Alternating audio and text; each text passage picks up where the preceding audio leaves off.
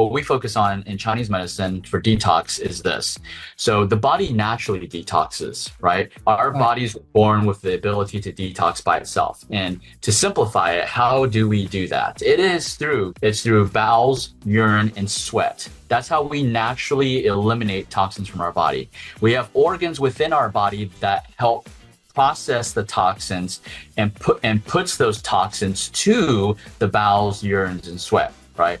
So when I talk about detox, and from a Chinese medicine standpoint, we are talking about getting those organs that are responsible for helping you process those toxins, restoring their function. So we're restoring your detox organs functioning so that they can start cleaning up your body again by itself, without outside interference, without outside help. Let's look at all the organs that are supposed to be detoxing your body. Why aren't they doing it by themselves? And let's help them restore their function.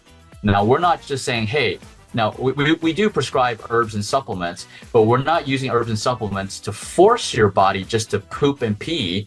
We're actually using herbs and supplements to restore those functions. Everybody knows the liver detoxes, so let's just use that as an example. We are using treatments to help restore your liver function so that it can detox your body by itself. So that's our definition of detox.